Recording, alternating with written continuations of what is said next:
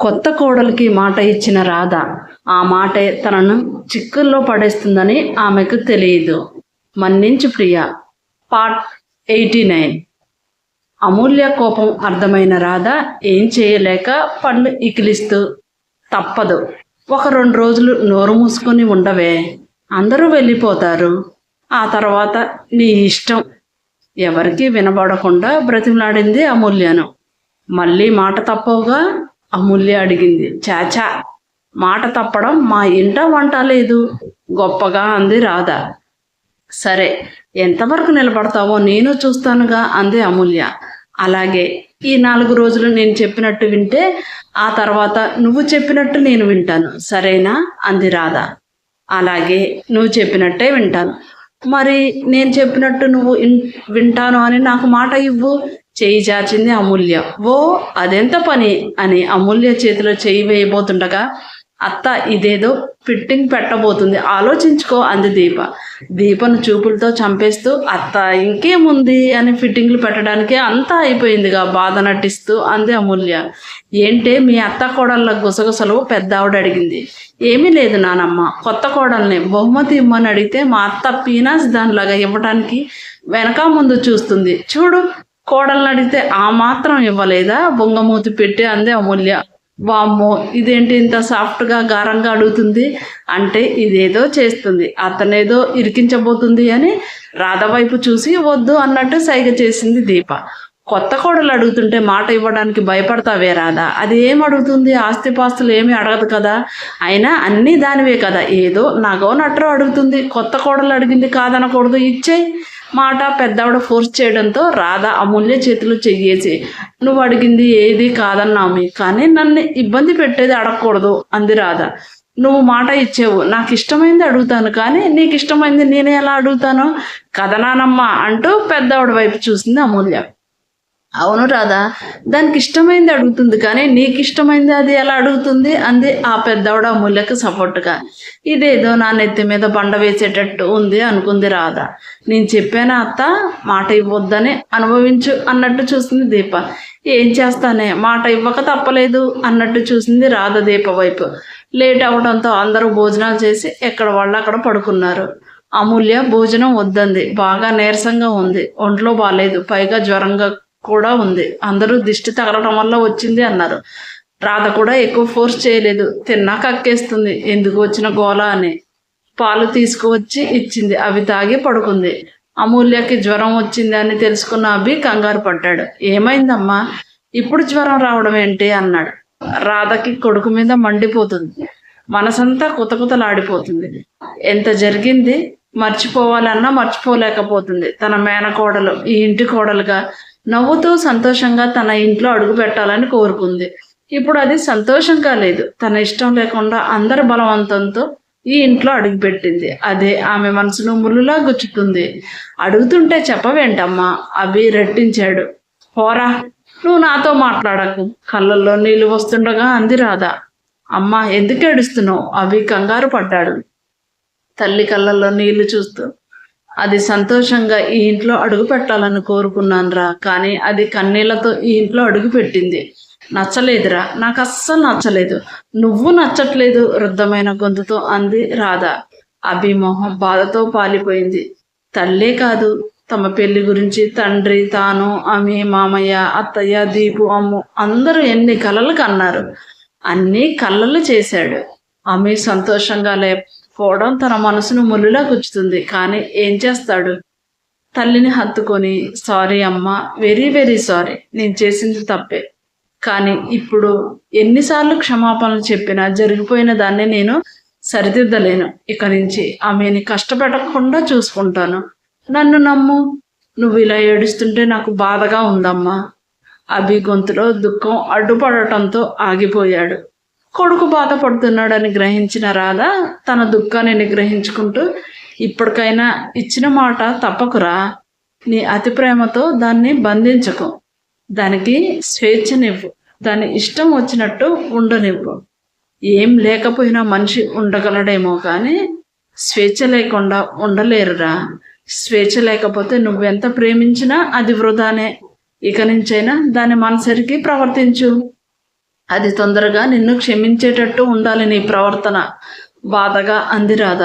తప్పకుండా అమ్మా, నీకు మాట ఇస్తున్నాను. ఇక నుంచి అమ్మీని బాధ పెట్టేటట్టు నేను అసలు ప్రవర్తించను.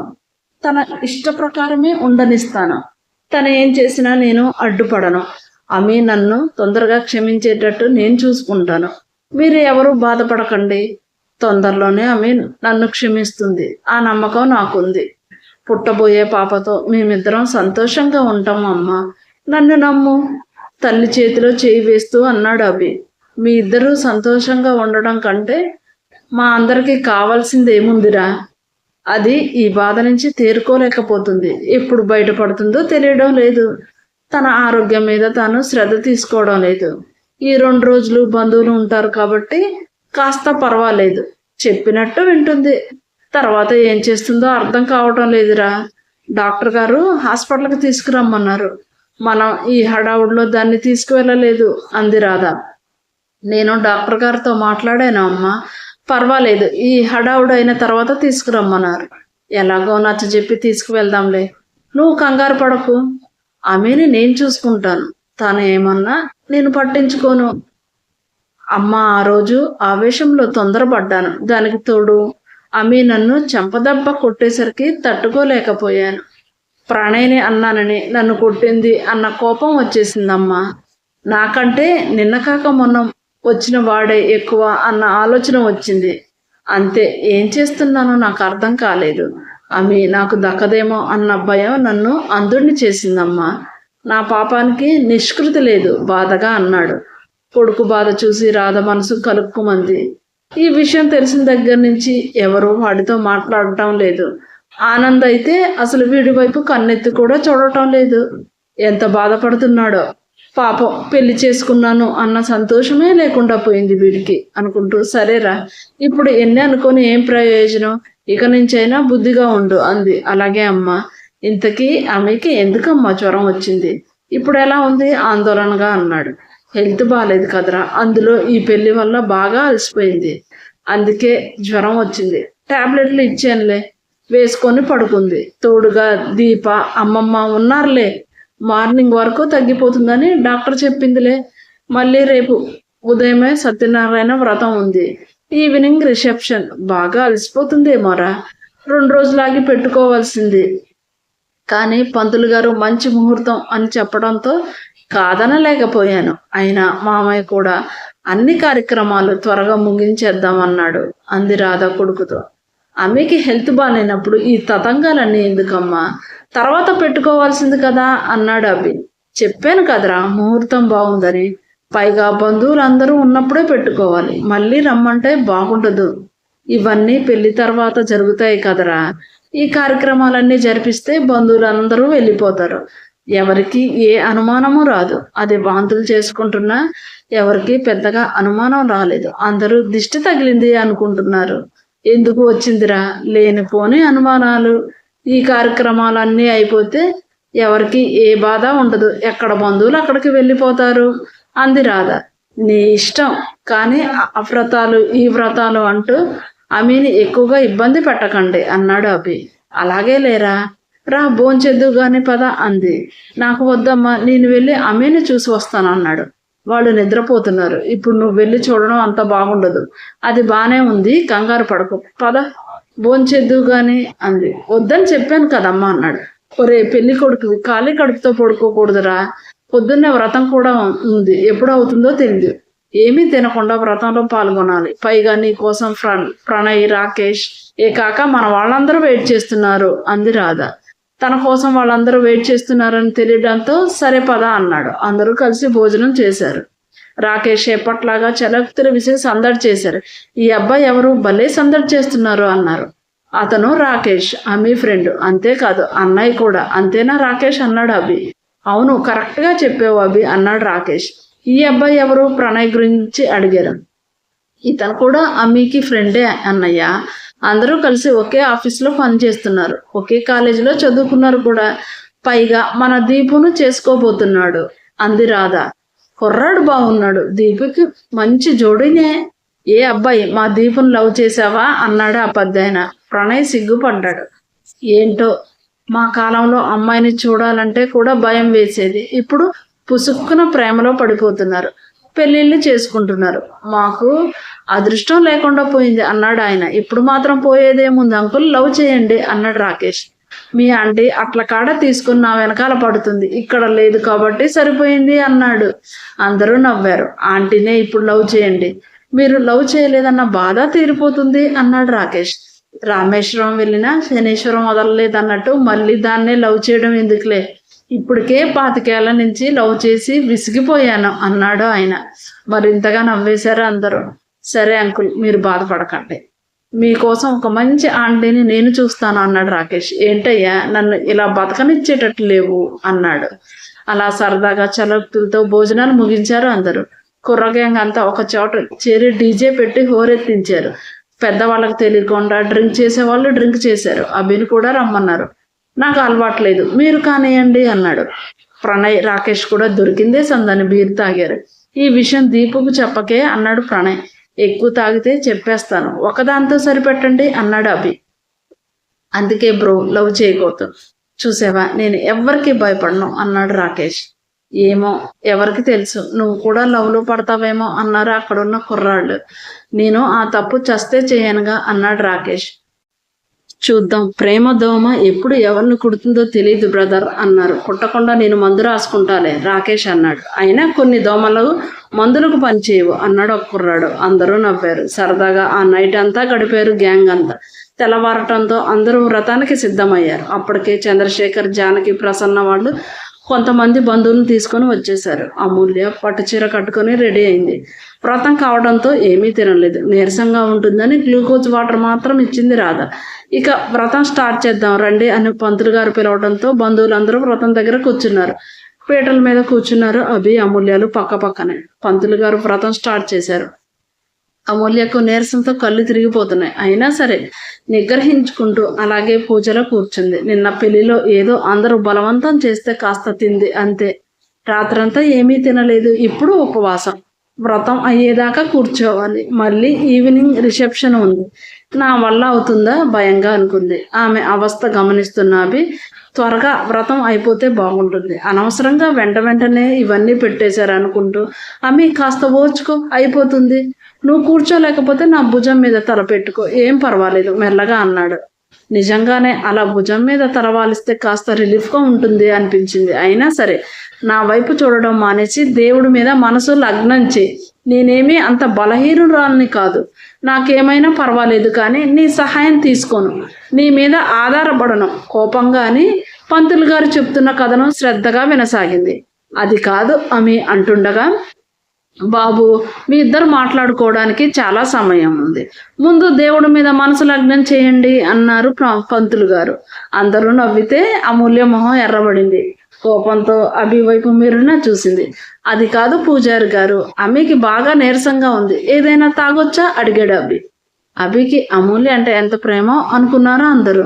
ఏమీ తాగకూడదు బాబు, ఇంకాసేపు అయితే వ్రతం అయిపోతుంది, అప్పుడు తీర్థం తీసుకున్న తర్వాత ఏదైనా తినొచ్చు, మీరు మాత్రం అమ్మాయి వైపు చూడకుండా దేవుడి మీద మనసు లగ్నం చేయండి, ఆమె బాగానే ఉంది అన్నారు పంతులు గారు. మళ్ళీ అందరూ నవ్వారు. అమూల్య చూపులతో చంపేసేటట్టు చూసింది అతన్ని. ఈ పంతులకి ఏం తెలుస్తుంది, అమ్మే చూడు ఎంత నీరసంగా ఉందో, పడిపోయేటట్టు ఉంది. ఆమె పరిస్థితి చూసి అభికి పెద్దవాళ్లపై కాస్త కోపం వచ్చింది. ఆరోగ్యం బాగాలేనప్పుడు కూడా ఇంత కఠిన వ్రతం చేయించాలా అనిపించింది. మనసులో తెగ బాధపడుతూ ఇంకా ఎక్కువగా మాట్లాడితే అమీనే తనను కొట్టేటట్టు ఉందని కామైపోయాడు. తొందరగానే అయిపోతుంది అన్న పంతులు గారు చాలాసేపు వ్రత కథ చెప్తుంటే అభి అసహనంగా చూశాడు. అందరూ భక్తి శ్రద్ధలతో వ్రత కథ వింటుంటే అభి మాత్రం మధ్యలో అమూల్యనే గమనిస్తున్నాడు. అమూల్యకు కూర్చున్న ఓపిక లేకపోయినా బలవంతంగా నిగ్రహించుకొని కూర్చుందని అర్థమైంది. ఎప్పుడూ అయిపోతుందా అని ముళ్ళ మీద కూర్చున్నాడు. ఎట్టకేలకు అభి నిరీక్షణ ఫలిస్తూ వ్రతం అయింది. తీర్థ ప్రసాదాలు తీసుకున్న తర్వాత గుండెల మీద నుంచి బరువు దిగినట్టు అయింది అతనికి. వెంటనే అక్కడున్న పనివాడిని పిలిపించి గ్లూకోజ్ తీసుకురమ్మన్నాడు. అతన్ని తీసుకురావడంతో అమూల్యకి ఇచ్చాడు. వద్దు అంది ఎప్పట్లాగే. తాగమ్మా, చాలా నీరసంగా ఉన్నావు రాధా, జానకి వాళ్ళు అనటంతో సీన్ చేయడం ఇష్టం లేక తీసుకొని తాగింది. సరే నువ్వు వెళ్ళి రెస్ట్ తీసుకో అని అమూల్యని పంపించారు. తన గదిలోకి వెళ్ళిపోయింది అమూల్య. ఆ పట్టు చీర, ఆ నగలు బరువుగా ఉండి చిరాగ్గా అనిపించడంతో అవి తీసి ప్లెయిన్ శారీ కట్టుకుంది. అమ్మయ్య, ఇప్పుడు హ్యాపీగా ఉంది అనుకుని మంచం మీద వాలింది. ఇంతలో జానకి భోజనం తీసుకుని వచ్చింది. లేచి భోజనం చెయ్యి, తర్వాత పడుకుందువు గాని, మళ్ళీ ఈవినింగ్ రిసెప్షన్ ఉంది కదా అంది. మళ్ళీ ఇదొకటి ఉంది కదా. అబ్బా, ఇవన్నీ ఎవడు కనిపెట్టాడో, నా వల్ల కాదు, ముందు భోజనం ఇవ్వు. రోజు ఎంతో బ్రతిమలాడితే కానీ కాస్త తినే అమూల్య తనంతట తానే అడగటంతో పాపం బాగా ఆకలేస్తున్నట్టుంది, నీరసంగా కూడా ఉంది అనుకుంటూ నేను తినిపిస్తాను ఉండు కూతురు పక్కన కూర్చుంటూ అంది. నేను తింటాలే, ఇవ్వు అంది. నేను పెడతాలే అమి అంది. అయితే తొందరగా కలుపు, ఇందాక నుంచి ప్లేట్లో చేయి పెట్టావు కానీ కలపట్లేదు, ఇక్కడ కడుపు కాలిపోతుంది కోపంగా అంది అమూల్య. జానకి నవ్వుకుంటూ అన్నం కలిపి కూతురికి తినిపించింది. అమూల్య పక్కన ఉన్న దీప ముసిముసి నవ్వులు నవ్వింది. రోజు ఎంత బ్రతిమలాడాల్సి వచ్చింది, ఇప్పుడు ఆకలి దెబ్బకు తానే బ్రతిమలాడి తినే స్థితికి వచ్చింది. నవ్వుతున్న దీప తల మీద ఒక మొట్టికాయ వేసింది.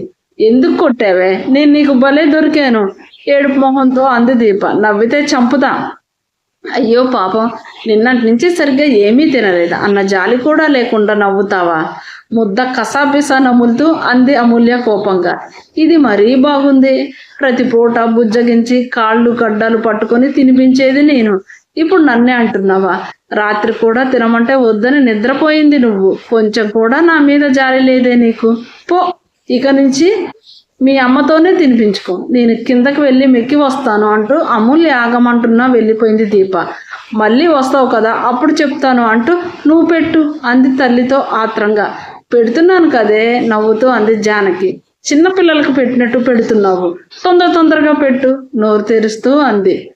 ఇంతకుముందు ఎప్పుడైనా తినిపిస్తే అంత పెద్ద పెద్ద ముద్దలు పెడతావే, నేనేమన్నా దయ్యాన్నా అనేది, ఇప్పుడు చూడు చిన్న ముద్దలట అని నవ్వుకుంటూ కూతురికి కడుపు నిండా తినిపించి మెడిసిన్ ఇచ్చింది. మారు మాట్లాడకుండా అమూల్య వేసుకుంది.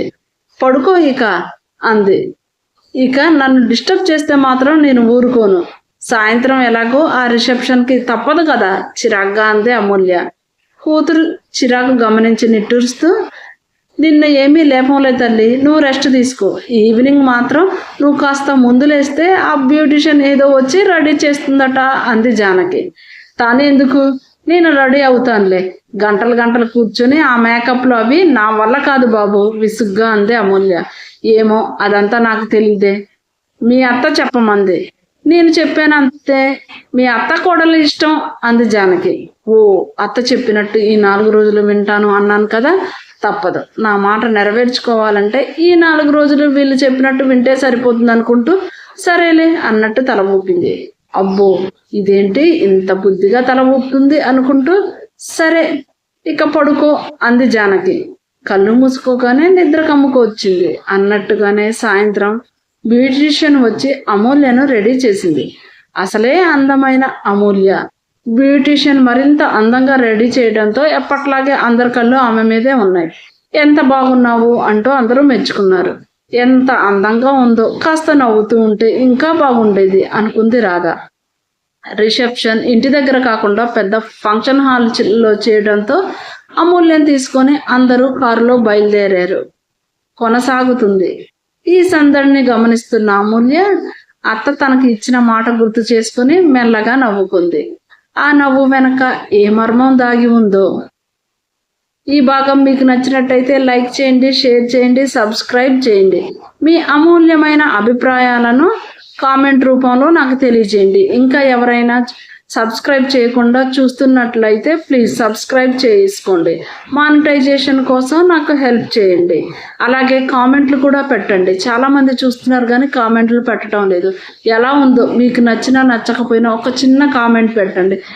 యూట్యూబ్ మన ఛానల్ని మరింత మంది కొత్త వారికి రికమెండ్ చేస్తుంది. ఈ ఛానల్ గ్రోత్లో మీ వంతుగా నాకు సహాయం చేయండి. మళ్ళీ నెక్స్ట్ పార్ట్లో కలుసుకుందాం. అంతవరకు సెలవు. ధన్యవాదములు.